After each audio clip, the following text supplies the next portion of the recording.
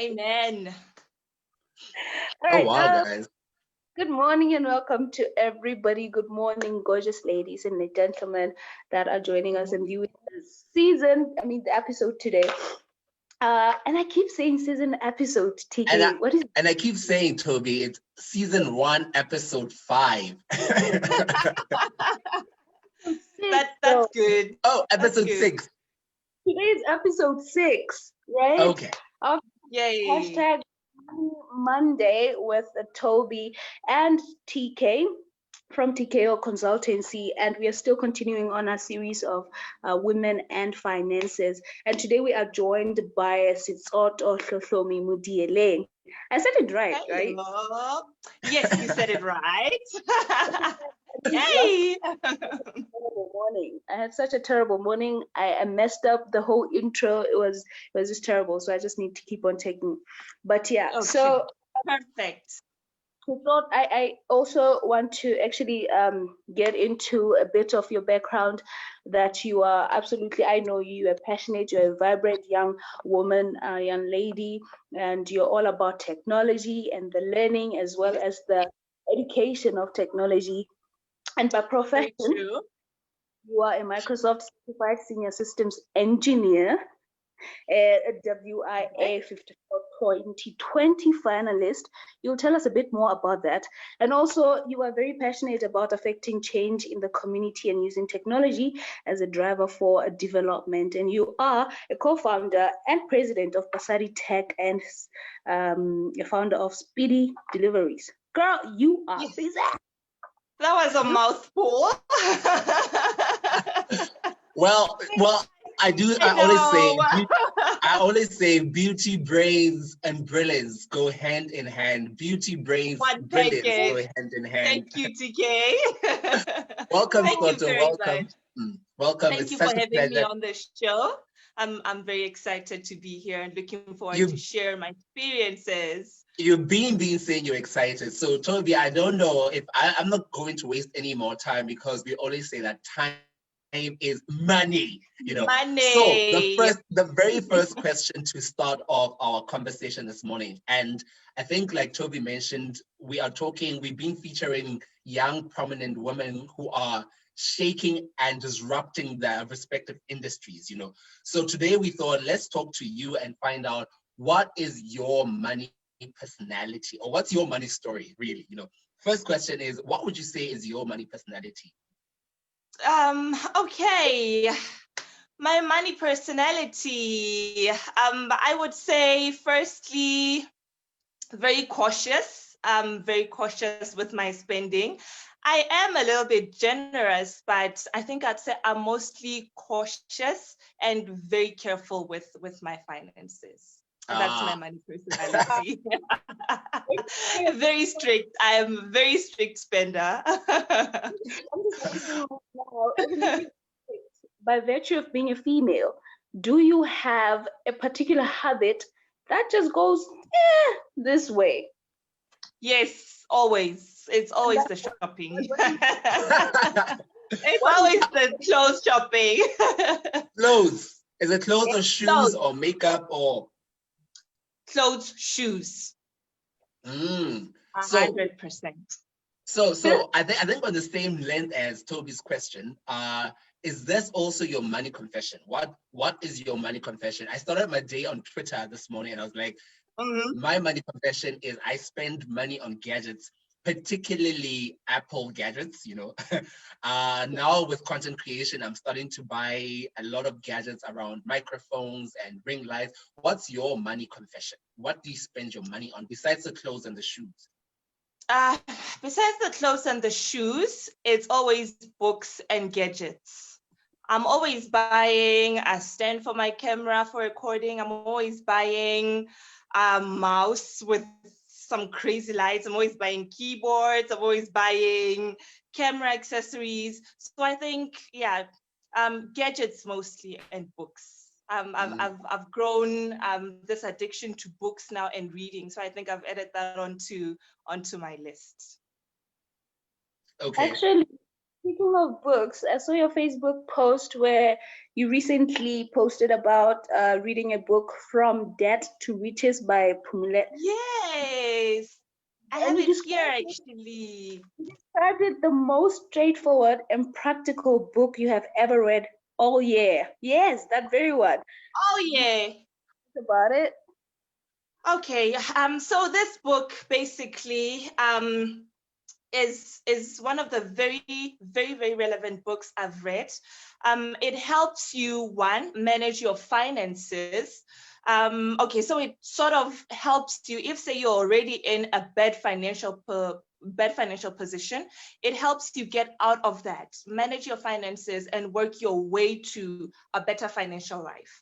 So I would say most of the tips from being in a bad financial position did help and made me learn a lot, but mostly it helped me work my way up from where I'm currently am, with buying assets, getting out of debt, creating your budget, knowing what to buy first and what not to buy first, and living within your means. Maybe I think that's what really means a lot to me, because living within your means and really not minding what people think about what you have or what you do, and focusing on your financial goals is the one thing that this book emphasized for me. Talking about debt, I think, Toby, talking about debt, I like the fact that she spoke about debt. Do you have a debt story that left you wounded, or a debt mistake that left you wounded? Oh God. Okay, let's not even go there. I do have a few. Let's start in 2015 or 2016. Okay, so I took out my very first loan just after I started working. And I believe this loan was actually for a good cause, because I bought a cab or a 4+1 with that loan. Okay, that's where I bought a 4+1 with that loan. Fine. For a few days, things went well, and then we went into issues: the driver not coming back, the driver not bringing enough money, the frustration. So with work and my mom not coping with managing all of these driver and car problems, I just decided to give up on that cab and sell it. The one mistake that I made was because I initially thought that the income from that cab would help me pay off the loan I initially took. The one mistake that I made was to use the money from the sale of that cab for something else and not paying back the loan. So I used the money. I didn't have a cab anymore, and I was stuck with this loan that I still had that I needed to pay. So I think that was one of the loans that really left me in not too bad financial position, but a little under what I wanted to be in. And the worst thing I also did was that I revolved that loan. So I went back to the bank and say, I need more money. And they actually gave me an option to revolve my loan, getting me into more debt with no asset that came out of that loan, which is firstly a problem, because I recently learned that mostly when you make loans, either make a small loan that you can pay off in a very short period of time, or actually get an asset that will help you pay off that loan. So I did none of those. And I was stuck with that debt for several years. I have a take home from what you're saying right now, your story. TKay always talking about how, you need to increase your income streams. And I believe with buying the 4+1 was another way to increase your income stream. And it was an industry you probably didn't know much about. So one thing is getting to know the industry that you intend to get into when you also diversifying or trying to get more income streams, TKay. But I have a question on what she said, the TKay, debt, right? I hear Robert Kiyosaki a lot talking about how we don't know how to use debt to generate money for ourselves. Is there a principle, if you may, of how you can actually use your debt to generate money. So I think what he was referring to is using your debt to acquire income generating assets, you know. So either like in Soto's case, she took debt to buy a 4+1 with the idea that the 4+1 would generate her income. You can take debt to buy commercial property, using that property to generate your income. So I think that's the idea of how you use debt to buy or to acquire income generating assets. What we normally tend to do, and I've also been guilty of this, is you take a loan or you take an overdraft or you take a credit card, and then you use that money to spend on non-income generating things such as clothes, such as gadgets, unless you're going to use that gadget like in Scott's case, to buy a camera and use that camera to create content that you can monetize. You know, so we tend to use debt to spend instead of acquiring income generating assets. And I think, Toby, that brings me to a very interesting question. Stotter spoke about her spending habits where she uses, she buys gadgets and cameras and what have you not. Is your gadgets insured? And I think let's sort of dive into insurance as well. Are they insured as a content creator? Yes. Oh no, the question I dreaded. No. And I think to some extent, yeah. Sorry? Go on. Okay, I don't have my gadgets insured. I'm a culprit at this point. And whilst we're on the point of insurance, I think I'd like to mention a few experiences I've learned on the importance of insurance. 2 years ago, 2 years ago, yes, I think around 2018, I was in a very bad car accident. This car accident, we were actually hit by a bus. Bus hit me on my side of the car, and I was hospitalized for about a week or so in ICU. And I'd like to emphasize the importance of having medical aid because where I currently am, hospital bills are very, very expensive. And if I didn't have medical aid, the ICU bills would have landed me in debt badly.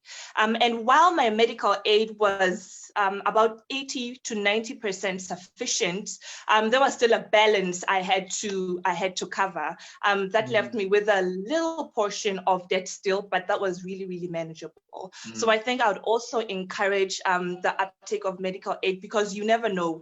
Yes, for day-to-day benefits, going to for consultation to a general practitioner, dental care, that might not be a very large amount of money that covers you for those expenses. But for expenses like hospitalization and bigger hospitalization issues, medical aid really comes in very handy. I am okay now. Thank all of goodness my broken ribs have recovered, thank God. But yes, that is one of the things I'd like to mention. So thank God. I don't really know what happened in that accident, but we were never held liable for that. I didn't have car insurance. Okay. Oh. Fine. My car was scrapped. Okay, life went on. Got another car. I think it was last year. I would like to mention that I had never learned my lesson for getting car insurance. I still didn't get car insurance. Not insured right now. I got into another car accident. Oh yes, no! A very minor one though. So I just bumped somebody at the back of his car. And that car was marked as a write-off. I honestly don't believe it was a write-off, but they had insurance, chased us around. I got into a lot of debt because that car was written off, and here I am. Oh no! Oh no! Okay, so a quick recap. No car insurance yet. Well, previously. No, well, thank goodness for medical aid. And now currently no house content insurance in terms of your gadgets. Okay. So let's talk about, I think let's go back to the book that you're reading and maybe share some of the key lessons that book is helping you with at this point in time when it comes to your personal finances. All right. I think the one point that resonated with me in the book that I was already doing was to take control of your budget. Have your budget written down, your expenses, your income, so that you know what you're spending your money on and you know what to cut down on if your income didn't seem sufficient for whatever you need to do. So I think that is the one thing I took away from that. And I am a techie. I believe a lot in using digital tools. I do still write things down a lot in my notebook, but I have an application I use called, I think it's called I Save Money. I'm using an Android phone, so maybe if you search the Play Store, you'll find the app. It's called I Save Money. It helps you record your transactions, your expenses, your incomes. You're able to set down a budget for that particular month, and it tells you if you are over the budget, if you're under the budget, and if you have any provisional savings for the month. So I think that's a really, really good app I'm using. Talking about savings, do you have savings in place or are you saving? Yes, I do have savings in place. And I think having savings in place is one of my priorities currently. I do believe in the concept of spend what is left after saving. Although I don't always adhere 100% to that, but it's always at the back of my mind. I know it's what I have to do. So put away your savings, save for emergency, save for pension. I think if you're a working individual or an entrepreneur, just save for pension, because there comes a time when we want to retire comfortably and we don't want to be depending on our children for our basic needs. So I think pension is also one very important thing that I'm contributing towards. And I am a mom now. I'm also saving towards JJ's education as well, amongst other things. So yes. From singleness to being a wife and a mother, how was the transition financially? Because this is another world, TK, that I'm going to be venturing into. So yes. Congratulations, hey. Okay, so the transition, change for me is a problem. I've always had issues with change, but I think I've adjusted very well into this because I've always had control over my finances, and I've been lucky enough to have someone who also feels the same way about being in control of their finances. So our energy sort of just came together and made this a lot easier. So with income from both of us, it helps us plan better. It helps us look for more things ahead that we need to plan for. So I think the transition was really good. I recently learned a new concept, particularly when it comes to relationships and money. And this concept is called money dates, going on a money date. Do you guys go on a money date? This is basically where you actually go on a date and then you sit and you talk about your finances as a couple. Yes. We've had a money date. We do have money dates. I always have my notebook and my phone with me. We have a look at all aspects of our finances, discuss our financial goals, check if we're on track with regard to what we wanted to achieve for that particular month or that particular year. So yes, we do have money dates, and I think they're really, really good aspects of a relationship. Yeah.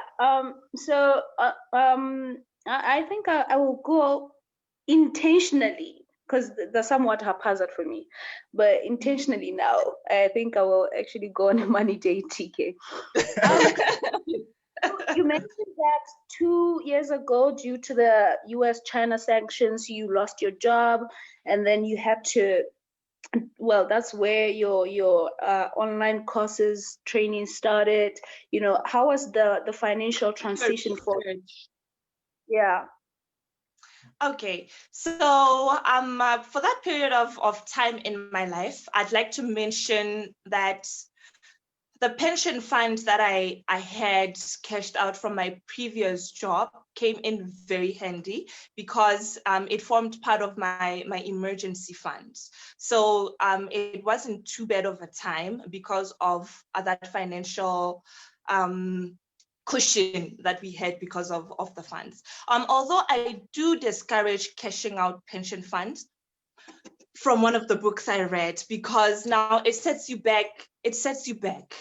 Whereas you would be benefiting from the compound interest with whoever you're investing with, you have to start from the beginning whenever you maybe start a new job or start contributing towards your pension fund from the beginning. Okay, I think Udemy also helps a little. Because I did get an income from the courses that I sold on Udemy, mostly being the website development course, yes, the introduction to website development course. So I would say the stream of income I got from Udemy and the cushion from the pension fund that I received after leaving my previous job was of very good benefit to me. And talking about, I think on the same wavelength, I attended a webinar yesterday with one of, I think Lerato Mpaka was the guest speaker. And obviously you as Soto, you have Basadi Tech, and you also do a lot of work in terms of the digital education space, you know. So have you ever found a situation where those initiatives sort of require you to take out money out of your personal finances to support those initiatives? And if so, what has been the impact in that regard? Okay, so yes, I have found myself having to take money out of my pocket either to finance the activities of Basadi Tech and Speedy Deliveries, because I usually focus mostly on my budget and ensure I do have a little bit of income saved or put aside for emergencies. It really helps a lot because I have that little extra I can use for whatever expense just comes up that I wasn't aware would be there that month. And it does put a bit of a financial strain on you because it is unplanned at the end of the day. But the fact that I did set some funds aside to go into those unexpected expenses, it makes everything just a little better. And it does require a lot of compromise as well. Yeah. Let's talk about investment. I think this is a general question. Okay. Technology, right? If anything COVID taught us is now we are moving rapidly toward the digital platforms, right? True. Vis-a-vis job losses. A lot of people have the fear, oh my God, with technology, robotics coming through, we're going to be losing our jobs. But also you have a lot of people saying, no, actually, we just need to upskill and job creation will be generated. What's your take on that? My take on that, I think, would be the latter that you mentioned. Yes, whereas we're having technology such as artificial yeah. Soto, you went on mute. Sorry. Can you hear me now? Yes, we can hear you. You went briefly on mute. Okay. All right, thank you. Yes, as I was saying, we do have these technologies that seem to be replacing some of the jobs, some traditional jobs that we had, because computers are generally getting smarter and smarter every day. And this now opens that opportunity to learn new skills, to be able to either be the person that helps the computer learn, or now facilitates the use or uptake of these new technologies. So upskilling will become very important in the new technologies that are coming up, because we would now need to prepare ourselves, the youth, for this new future when our technology is increasingly being used for almost everything. We're now getting smart watches, we're getting smart fridges, we've got Alexas that you can now talk to pay your music, to tell you the time. So we need to move. We need to move with the trend and just make sure we're not left behind. And to do that, we really need to learn technology related content. I think in the same light, Toby, being in the financial education point of view, I think Basadi Tech and myself have collaborated in my space with the move towards digital financial services or digital payments. It's becoming increasingly important for people to have the digital skills, but also have the financial literacy skills to sort of transact online and be safe while transacting online and take advantage of some of these technologies that are coming through. So the digital era is really here, and it's for us to embrace and to take advantage of this. I, however, have one question following a conversation that we had previously, and this is around taxes. Taxes. I've been making a lot of noise to say that people need to file their tax returns. The Lesotho Revenue Authority is extended the deadline to the 30th of September. So a lot of people still have this misconception that because your employer deducts the pay as you earn from your salary, you have therefore compliant with the taxes. So what I'm trying to find out from Soto is, what's your take on the tax planning? And are you filing? Well, you can deny on camera, given that we are live. Are you filing your tax return? Oh gosh, TKay. I remember we were talking about this some time back, in that this issue of tax is a very important one. And I'm still looking forward to the webinar or the training session on the whole issue around tax issues, particularly for people who are either working in Lesotho or working outside of the country, on what the obligations are with regard to tax in the country they're working, or the home country rather. Yeah. So yes, I'll leave it at that. I'm still waiting. Well, talk about throwing the curveball back in my court, but hey, it's fine. Yes. I'll sit together and I'll make sure it happens. Yes. Fantastic. So, due to time, I have just two last questions. First of all, I know that you are one person who lived in Lesotho. Also, now I think you're living in SA now, currently. Yes. You'll correct me if I'm wrong. A lot of people have this understanding that Lesotho, your life is tough, so just gonna jump. I really, for a person who has experienced both economies, both lives, working also in both environments, how is it different financially? Is it really true that SA is much better in hustle as opposed to Lesotho? Okay. Okay. First, I'll start with opportunities.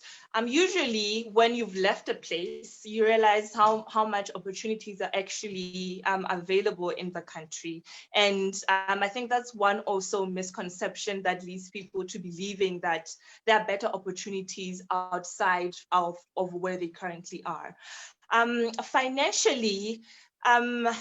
Yes, I would like to lean a bit towards South Africa having a bit more opportunities financially. The job roles are a bit more structured. They have what can I say? They have fixed ratings for a particular role, so you know what to expect from a particular role you're working in, compensation-wise, benefit-wise, and so on. But on the other hand, there's a point of expenses also. Lesotho is a very cheap country to live in, I must say, comparatively. There's always the petrol is always cheaper in Lesotho than it is where I currently am. And a lot more expenses I find are a lot cheaper at home than they are in South Africa. So you need to find a balance to check whether the extra income you're earning is actually benefiting you compared to the increased expenses you're now getting. So that's also one thing you need to assess, to check, okay, I'm now buying petrol for 3-4 rands more than I used to. And is the income I'm getting worth the extra?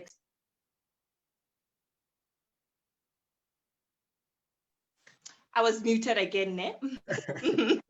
Okay, I'm back. So before you make that decision, first you need to assess what your standard of living will be where you're going and the income you'll be getting versus the place that you're leaving. Just so you're not, you don't have this false impression that you'll be getting more money only to find out that you're spending more on expenses where you'll be leaving, and at the end of the day rendering the increase very useless to you. Yeah. Solid point. Yeah, I think my closing question is, you said that you read a lot of books, and I wanted to know whether financial literacy is actually something you do habitually, and also your big financial learn thus far for Sitsoto as a person. What has been your biggest financial learn thus far in life?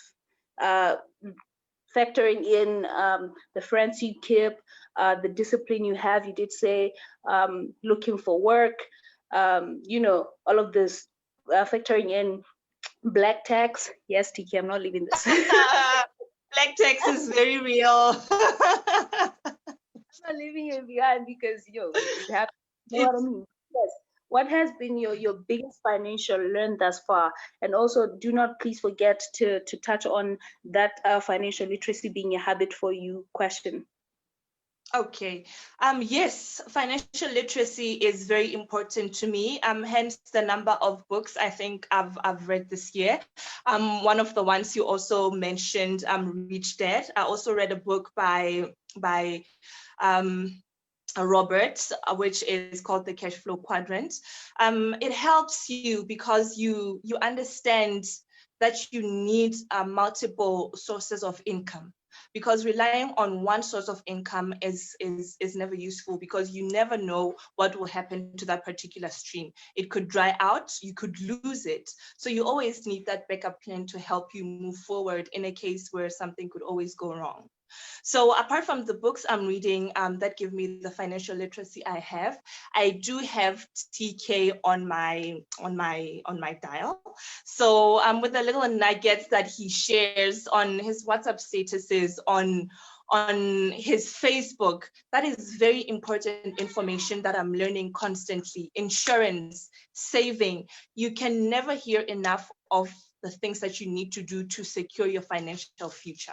And I think the financial literacy is a very important skill to have, because otherwise you would find yourself into debt with nowhere else to go. You could lose your money, and financial education is very important.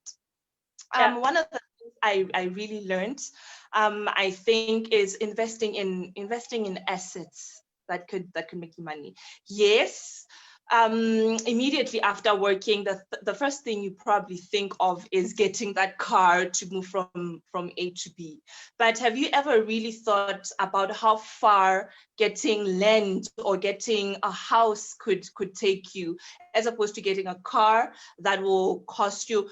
Oh, by the way, when I recently, just when I started working, I got a car. I'd like to mention that it was a BMW. It was very costly to fix. It was very costly on fuel. And I'm looking at the books I'm reading now and the education that I'm getting on financial literacy. I wouldn't have done that if I knew the impact it would have on my finances. I could have saved more. I probably would have more valuable assets if I'd made the right decision at that particular point in my life or the beginning of my career. So there's really a lot that I learned from the people around me and the books I'm reading, all of which I cannot summarize in a day's worth. Yeah. I've got one last question as a closing question, and then we can get into where people find you. Have you Okay. forgiven yourself for those financial mistakes you've made? Yes. I have forgiven myself for the financial mistakes, and I'm learning from them. I'm learning from them every single day, and they're helping me make better decisions every time I need to think about buying something or think about saving for something. I have that experience at the back of my mind, and I know what to do right now because of the experience, very painful experiences that I had. Painful and costly. Painful and very costly. Yeah. And very costly. Yes. I thought I was done, but now, due to what you just asked here, I have just one last question. You No interact problem. so with so many with young girls and young people in general, different facets of things that you do. What I would like to know is, what is the one thing you tell them about going about this whole life thing? What is your mantra? What do you advise them to do? Okay, so usually what I advise them to do is firstly be yourself.